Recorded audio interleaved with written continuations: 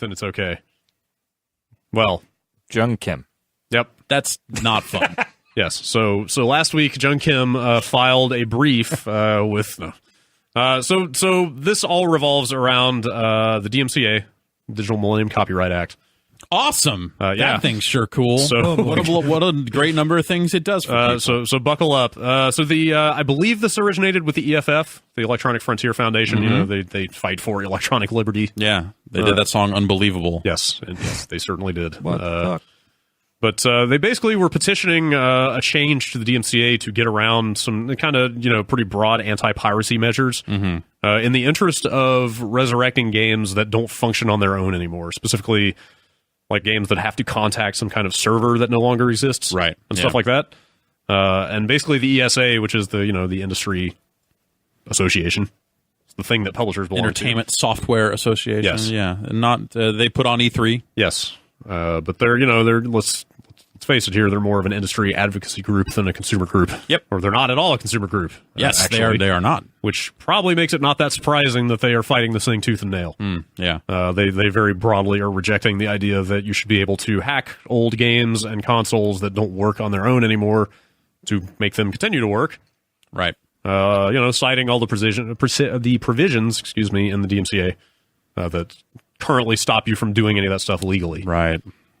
So kind of the rub here is that for preservationists, like you're basically breaking the law by trying to modify games that don't function anymore to make them continue working. So like, if you're going to put games in a museum or something. Right. Like you've got an illegal display of a game. Hell yeah. Yeah. No, yeah, that's some bullshit. Unfortunate. Yeah.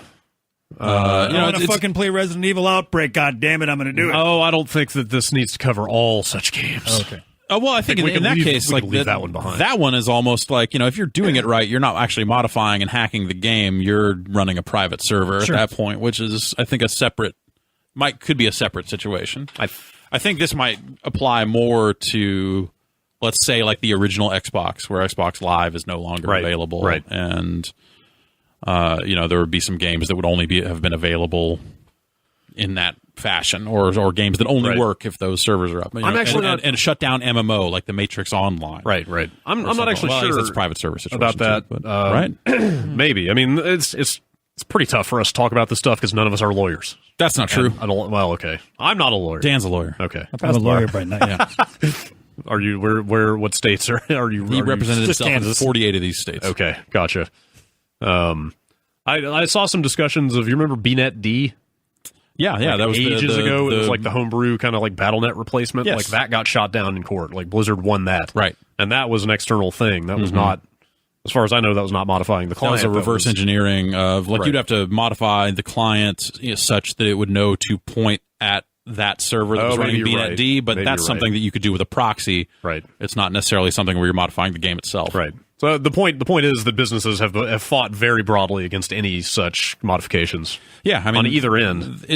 On some cases, it's like, they don't want you to be able to play that game for free forever. Right. What if they want to reissue it and sell it to you all over again? That's really the crux of this issue, all these fucking remasters and everything else that comes out, like Nintendo selling virtual console games, like all this stuff, like game preservation flies in the very face of all the fucking re-releases and shit that everyone is doing these days. Right.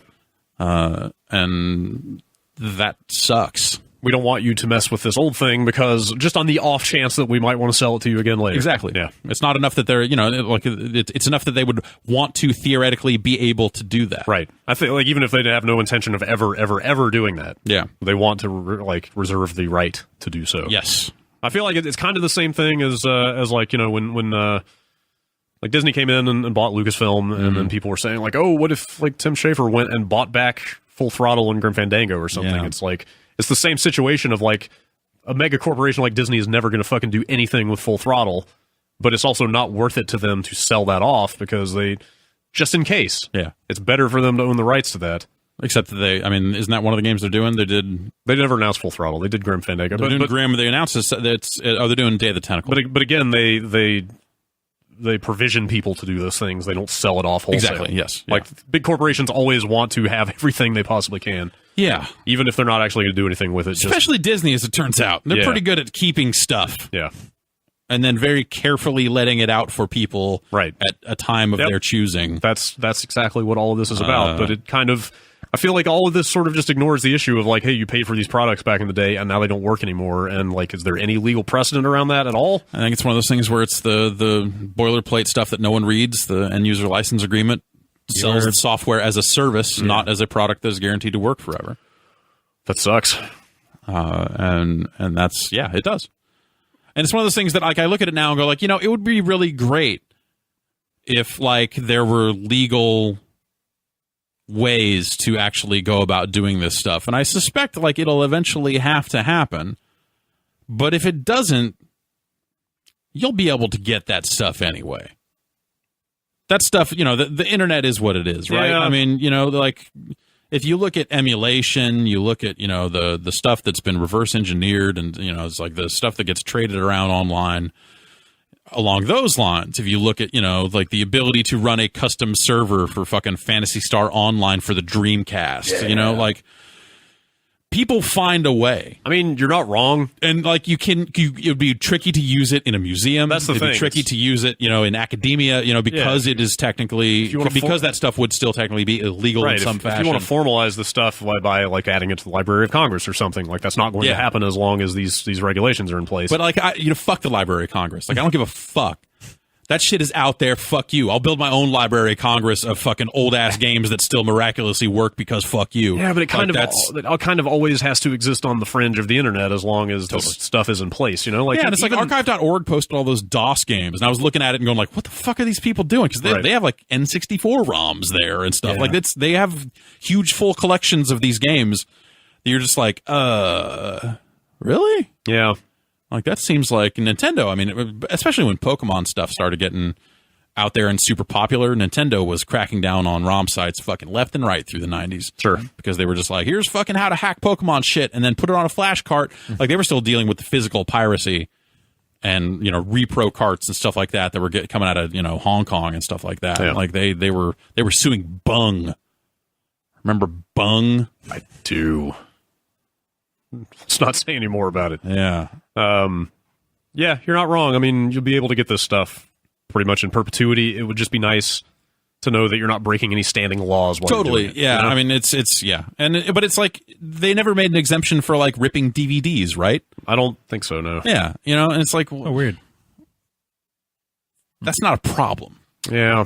I think it's one of those things where I think the government will either eventually catch up or it'll just become so widespread that no one's going to actually be able to chase it down anymore. I think with the DVD and Blu-ray stuff, it was the legal hang-up was the breaking of encryption, right? Yeah. It was not the reproducing it for like a personal backup or something. I think so, yeah. Because way back when you used to be able to back up a cassette tape once or something, whatever the law was. You can make one personal backup or whatever. I can basically read one line from this Ars Technica story and sum the whole thing up. Let's hear it. While the EFF wants a game's online infrastructure to be considered abandoned 6 months after centralized servers are taken offline, the ESA argues that such games are still under copyright and may still have a legitimate commercial life going forward.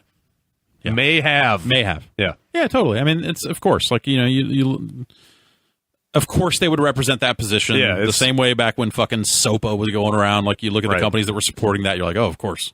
Their corporate interests very much align with like not giving consumers freedom to do this shit. Yep. So like, yeah, it sucks, but it's the ESA. So yeah, I was going to say, if anything, it really drives home the point that the ESA is, like you said, it's very aligned with the interests of its corporate members and is effectively kind of the video game equivalent of the MPAA. Yes, the recording industry and motion picture industry groups, the equivalent groups. And it's one of those situations where I'm sure there are plenty of game creators that don't agree that stuff should be as locked down, and would probably speak out. I think that's, like the members of that organization to affect change have to step out and go like, hey, this actually doesn't represent us the way we would want to be represented. This needs to change. Right. The question is, are the people who have those opinions in positions of power significant or sufficient? That's sort of the rub, I guess. To actually get out there and say that publicly. Yeah. Yeah, it's unfortunate. And I guess I don't know.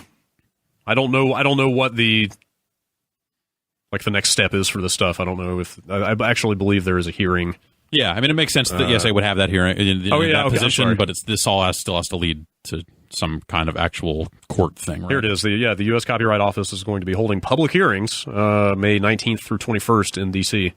and Los Angeles on these exemptions. So it's not a settled issue at all. Right. It's just the ESA coming out and kind of doing what they predictably would do.